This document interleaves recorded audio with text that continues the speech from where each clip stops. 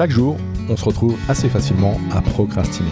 On peut même parfois se retrouver avec un désordre mental ou physique face à soi sur lequel on a du mal à avancer. Je te présente aujourd'hui la règle des 2 minutes pour avancer vers tes objectifs. Bienvenue dans Booster d'efficacité, le podcast pour toi, entrepreneur, manager et dirigeant, aguerri ou en devenir, qui souhaite améliorer son organisation, booster son job et son business, ainsi qu'obtenir les meilleurs conseils pratiques, pragmatiques et surtout utiles. Je suis Fabien Muselet, coach professionnel, et dans chaque épisode, je traiterai d'un sujet seul ou bien accompagné pour t'aider à devenir le leader engagé, organisé et serein, sans rogner sur ta vie perso. Avec Booster d'efficacité, chaque semaine, tu ne seras plus seul face à tes défis de leader de ton business. Je te souhaite une super écoute de ce podcast. Hello, je suis super content d'être avec vous aujourd'hui. Alors, ces derniers temps, j'ai commencé à expérimenter de la vidéo YouTube.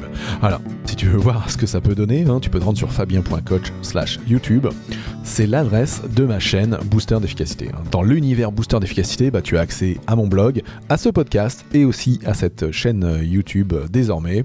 Alors, je te dirais que c'est une aventure intéressante et j'ai hâte d'avoir ton feedback sur cette chaîne que je débute là.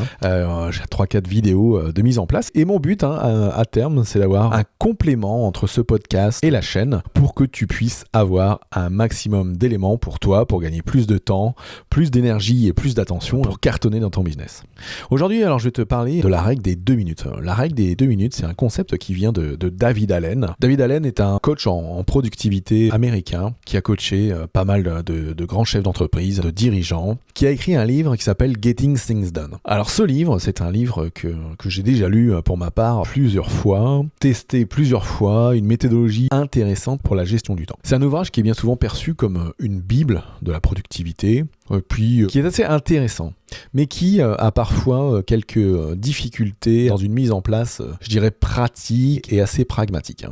J'en ai fait d'ailleurs un résumé sur mon blog que tu pourrais aller voir. Ce livre, il m'a vraiment aidé à définir les bases de mon système de gestion du temps et mes méthodologies, et ça m'a permis, alors lors de tous les moments de ma vie assez chargés, de reprendre pied. Un des leitmotifs de David Allen dans les citations, je dirais, c'est « Votre esprit est fait pour créer et avoir des idées, pas pour les retenir ». Waouh, ça veut dire quoi ? Ça veut dire qu'il faut toujours tout noter. Alors, ce concept, donc cette règle des 2 minutes, à quoi ça correspond ? En fait, David Allen nous dit que si une tâche prend moins de 2 minutes pour être réalisée, il faut la faire tout de suite. Et face à ça, le concept contraire, c'est si une tâche nécessite plus de 2 minutes pour la réaliser, il faut la noter dans ses to-do list pour la réaliser plus tard. Alors pourquoi ce timing de 2 minutes alors, qu'on peut mettre à 3, à 5, ça je dirais c'est un peu à toi de mettre le curseur là où tu veux. C'est qu'en fait, prendre moins de 2 minutes à faire te prendra moins de temps à être dans l'action tout de suite que de noter et de faire plus tard.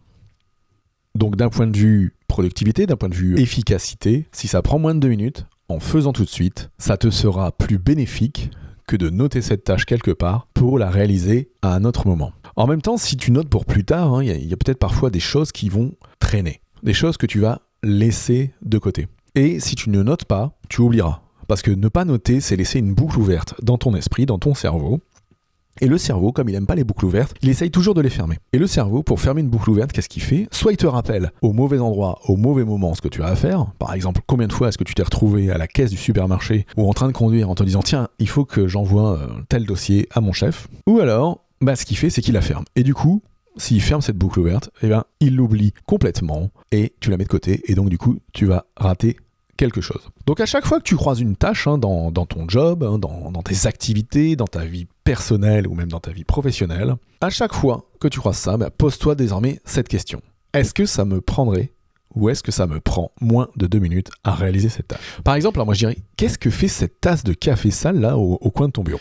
Peut-être est-ce que tu peux aussi faire le virement aux impôts, ce truc qu'on repousse à plus tard parce qu'il y a peut-être un syndrome de j'ai pas envie de payer, donc je décale, et puis finalement on se retrouve avec une majoration. Est-ce que tu as envoyé un SMS à ta maman pour lui faire un petit coucou cette semaine ? Est-ce que cette chose que tu as face à toi, est-ce que tu peux agir immédiatement dessus ? Est-ce que tu peux faire une action simple, la faire et tu te sors ça de l'esprit ? Sinon, si tu ne passes pas à l'action avec toutes ces actions simples, ça va être l'accumulation. Et l'accumulation de plein de choses simples et de plein de petits trucs, à la fin, ça finit en bazar. Un bazar physique, réel, sur ton bureau, dans ta maison, et même un bazar mental, donc toutes ces boucles ouvertes qui vont être dans ta tête avec le risque de les perdre. Donc si tu ressens un moment de résistance face au passage à l'action et que tu te dis c'est ok, je ferai ça plus tard, non. Rappelle-toi à ce moment-là de la règle des 2 minutes. Dis-toi vraiment qu'en suivant cette règle simple et rapide, tu vas pouvoir abattre un maximum de tâches, même dans tes pauses.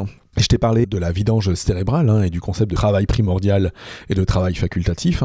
Même dans tes pauses, tu peux réaliser des petites tâches de moins de 2 minutes qui te demandent peu d'énergie. Par exemple, laver ta tasse de café qui traîne depuis une semaine sur le coin de ton bureau. Et ça, clairement, ça te fera avancer sur tous tes sujets, même des choses qui vont te permettre de rendre ta vie plus sympa, plus plaisante et d'améliorer ton quotidien. Et tout ça te permettra de reculer face à ta procrastination. Donc en conclusion, si tu veux avancer vers tes objectifs, vers une meilleure version de toi, t'as qu'une question à te poser: combien de temps va me prendre cette chose à faire? Est-ce que c'est moins de 2 minutes? Auquel cas, tu fais tout de suite. Et si c'est plus de 2 minutes ou plus de 5 minutes, eh bien, tu le notes sur tes to-do list que tu traiteras le moment venu. Voilà, c'est tout pour aujourd'hui. J'espère que cet épisode sur la règle des 2 minutes t'a ouvert les yeux et ouvert l'esprit sur la nécessité, avec de petites actions, que de te mettre en mouvement et de vaincre la procrastination. J'en parle d'ailleurs dans ma newsletter, et si tu veux nous rejoindre dans la newsletter, on est désormais plus de 500, vous êtes désormais plus de 500 lecteurs à lire ma newsletter.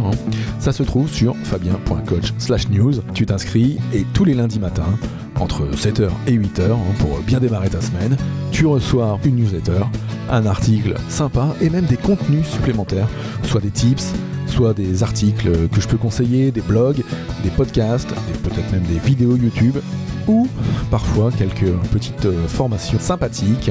En tout cas, c'est offert et c'est pour toi sur fabien.coach/news, la newsletter de cet univers booster d'efficacité. Je te souhaite une super semaine et je te dis à très vite. Ciao, ciao.